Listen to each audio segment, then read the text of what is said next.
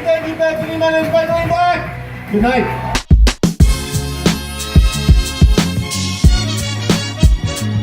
Hey everybody, I'm Laviolette from Last Boston. I'm here with Michael Ian Black, and this is after the show. So let's get the promo bullshit out of the way. You've got 4 more shows here this weekend, right? That's right. 4 shows after tonight, and tonight would be the 5th. But you missed that one. Yeah, but if they see this, they can't go back and see the one you just did tonight. Well, so that's why I didn't. Not yet. Like there may come a point when you could go back in time and watch the Thursday show. There may come a point, theoretically, where that could happen. That's the kind of forward thinking that I need, right? Because if we could figure out, artists, venue owners, if we could figure out how to go back and resell the seats, right, and resell the shows, right. Well, in a sense, you can if you just record it, but I'm saying there may come a time when you can just literally travel back. But that's what I want, because the recording, it's diminishing returns on the recording, right? No, if we can get them back, that's the 21st century thinking that I'm going for. And then, theoretically, I would only ever have to do the one show. Oh my God. But people are coming back and seeing it time and time and time and time. See, that's my dream as a producer. I've always said, like, work in comedy, man, I always just, if I didn't do this, I would want to own a parking garage. Right. To just keep reselling the empty little space. And it's air. Right. To just keep reselling it? Yeah. That sounds like a great business. This is like a dream, really. But that's my dream. That's my dream, Michael. I'm glad you're here. I'm a huge fan. We're, oddly enough, very similar in age. Right. Like within months. Right, we're both in our mid-30s. Absolutely. Mid-30s. Early to mid-30s. Just kind of rounding out. We're both partially deaf in one ear. That's right. I mean, we're kind of like doppelgangers. Yeah. So it's pretty great. It's funny, when you were starting, I was just saying this out front. For me, it was exciting because when you were doing the States, I was just starting a comedy, the improv group at UMass Amherst, and I clearly can remember, like, damn, I still remember, and you probably get this all the time, but I don't give a shit because I'm going to do it. There was a crazy hide and go seek sketch, hiding behind a couch, living room sketch that you guys did in the States. Probably. And I remember watching that. I was like, that shit is so stupid, I love it. That's mostly what we were going for. But you know what I mean? It was so stupid that it was good stupid. It was so great. And it really is a compliment to say it was so stupid. Thank you. No, I take it as a compliment. To certainly know your history of the state and Viva Variety, Stella, Wet Hot American Summer. I mean, it's a really great career. What I'm always interested in, so you just did a show. I mean, literally, you just came off this stage. People are breaking stuff down 5 minutes ago. So, again, being in our early to mid-30s, right. We're still doing it. Sure. In some way, you're doing it like this. I'm doing it like that. I'm selling overpriced nachos. That's right. Okay, everybody's going to make a living until I get that parking garage.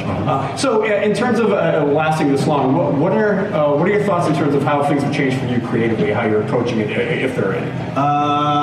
Well, I would say any creative person in any field, hopefully, is constantly challenging themselves to be in touch and current with who they are in that moment.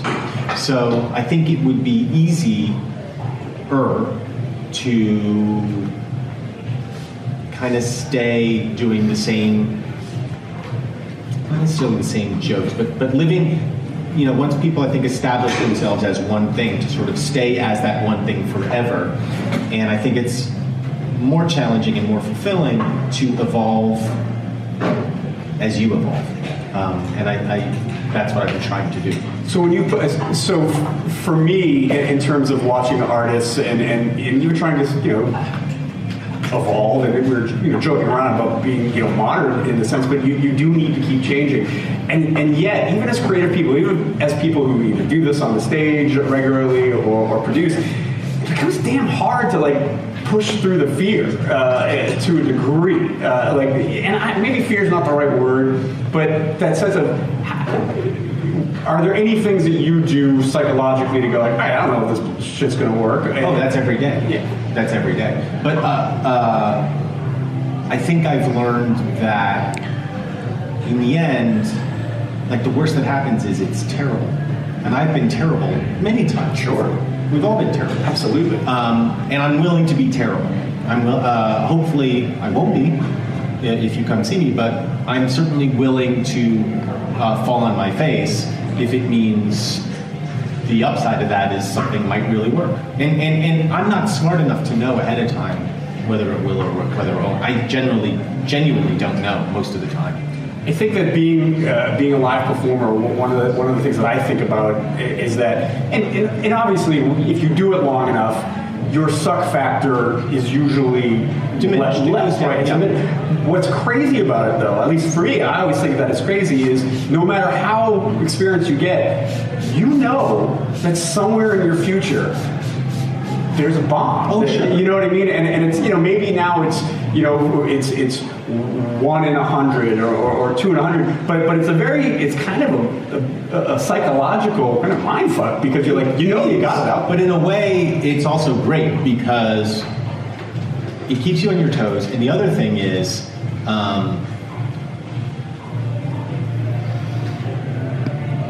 I think it's good to fall on your face every once in a while. It's good to be forced to reevaluate why something just went totally off the rails, and I think it forces you to be creative, and it forces you to deal with it in the moment, and that can be really a good challenge.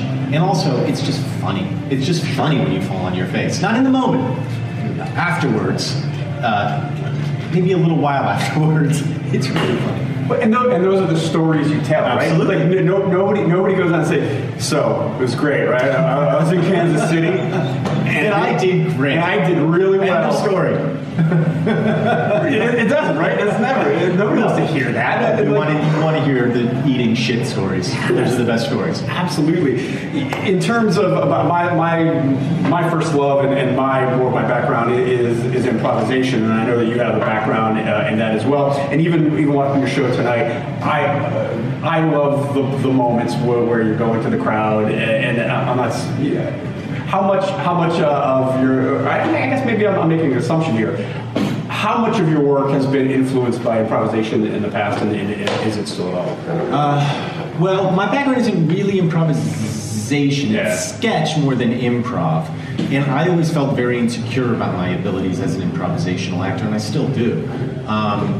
What I've gained is a confidence that when I'm on stage and I'm having improvisational moments with the audience, that I can pull that off. And so in that respect, maybe I've gotten stronger just in terms of being able to be in the moment with somebody and point out kind of what's funny about those moments. But that's as improvisational as I ever get, and just having conversations like this one. Sure.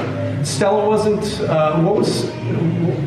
I feel like Stella was a sketch show, right? And it came from the live show. I'm more referencing the live show. As a matter of fact, I saw you guys back when I was a really young man. You were a really young man too, because we're the same guy. Right. At the old House of Blues in Cambridge and Harvard Square. Yeah. Those shows, when Stella was performing live away from New York, were actually fairly well scripted and scripted to make them feel utterly improvisational. There were every night there were moments of genuine improvisation, but one of the things that allowed us to do that was that we knew where we were going. Sure. I love those shows. Those are Thanks. fantastic shows. And so you're here for the rest of the weekend here in Boston. Anything that you are looking forward to, or anything that you do particularly when you're on the road? Obviously, you travel a lot. I sleep more when I'm on the road. I generally sleep a lot on Saturday. and I'm going to go to the art museum, I think, and you know I'm going to hit Faneuil Hall. That's what everybody I know, wants that's to the do. thing you do. I mean, you can't swing a fucking dead cat around here without going to Faneuil Hall. You gotta go to Faneuil. You're a local if you go to Faneuil. So thank you so much. It's great to see you. I'm certainly a fan Thank you. of the work. Thanks for being here. I hope you enjoy your time in Boston. Come check out the show. You'll be an idiot if you don't. Really, it was really fun tonight. Thanks for taking your time. My pleasure. Do what you're looking at my hand, and then I'm like, I don't know. I was sort of wondering. That's it. Let's not. Yeah, I would rather not. Okay.